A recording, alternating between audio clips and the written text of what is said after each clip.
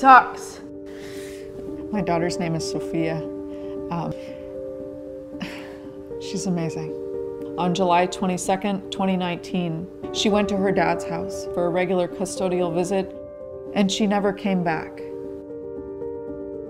I later found out that she had told her stepmom and her dad that she was trans and she didn't want to live with me anymore. She felt unsafe.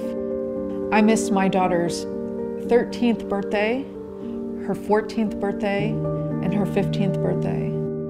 She will be 16 in August. People who are imprisoned have more communication with their child than I do. It's been 2.5 years. I can't believe I'm alive. It's a miracle.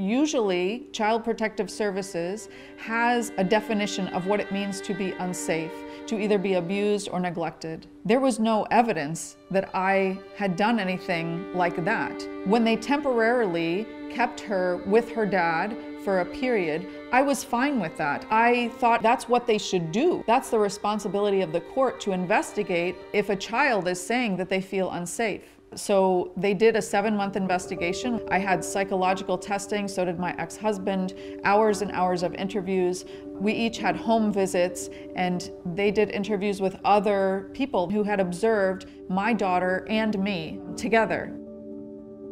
After that report came out, I thought, surely this is going to resolve itself. Clearly there is no finding of abuse or neglect. They didn't find anything about me that is unsafe. But the thing that I clearly am not complying with is this concept that good parenting means that you affirm a child's idea that there is something wrong with them. I'm not willing to do that.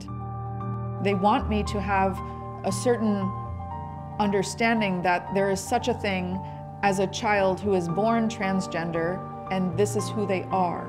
I don't believe that. My child is a girl. I won't lie to her or anyone else. I think that's good parenting. To parents of transgender children, affirming your child's identity is one of the most powerful things you can do to keep them safe and healthy. It is unfortunate that we are teaching children that a word will cause them to commit suicide. That is not how suicide works. We know that children who are depressed, anxious, autistic, have a history of childhood trauma, are more likely to kill themselves, are more likely to attempt suicide, are more likely to have self-harm. Does that mean that changing their identity, creating a new self, is the secret to get them out of their childhood trauma, to get them out of depression? That has never been true, and it is not true today. I won't do that. I'm not going to believe in a lie, and I'm not going to convince my daughter that somehow she is so weak that she cannot hear her birth name. If I say Sophia, she will still live. I promise her that I will sit there with her through her distress. I will be present in her life. I'm not going anywhere.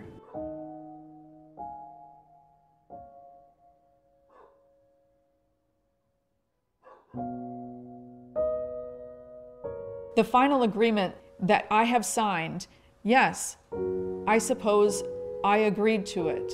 I'm not sure I had any choice. It had been decided that something was wrong in this child's life and they needed to solve that problem because she was in distress in some way. And they needed a specific thing that they could change in her life, and I happen to be the chosen one. It is easy to say that mom is a problem and we will eliminate her, and all of a sudden everything will be fine. That's not true. That's not what's happening.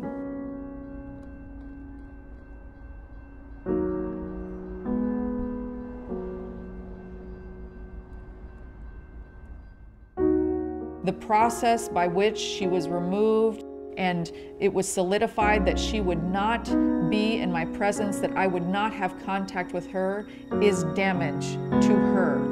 It is a trauma to her.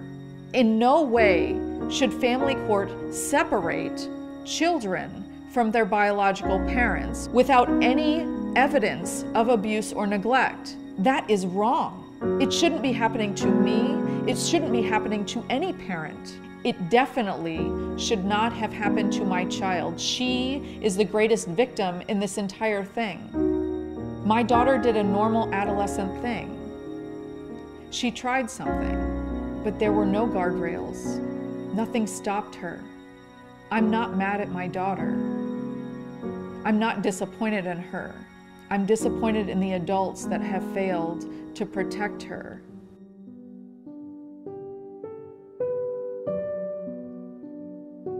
Nobody has sent me any of her school pictures since she left. I'm not sure why I don't deserve to get them. This is her last, that's her last school photo that I ever got. I think that was 7th grade. I had to put all of these things away because it became unbearable. You know, you have such a emotional pull and such feelings when you look at photos of your child. And it became unbearable to feel those feelings. And so I told myself, I'm just going to pack them in boxes. I'm not going to throw them away. And someday I'll be able to open the boxes and not cry.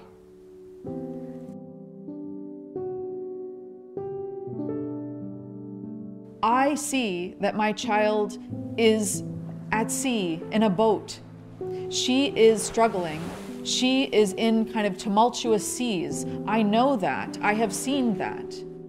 And what I have been told is to follow her lead, to follow her in this journey. I am not willing to do that. I don't think that is good parenting. It's my responsibility not to hook my boat to hers. It is my responsibility to be a lighthouse, to be something stable that she can see, some guide that she has that will always be there, that is consistent. I still do that today, even though I have no custody of her. I have no medical decision-making, no educational decision-making, and no way to communicate with her other than by mail. I don't have her phone number. I know where she lives, but I'm not allowed to go there. I know where she goes to school, and I'm not allowed there either. But this is parenting. What I'm doing, even though I have no real contact with her, I am still a parent. I am still her mother. I am still parenting now. 'Cause the flag still stands for freedom, and they can't take that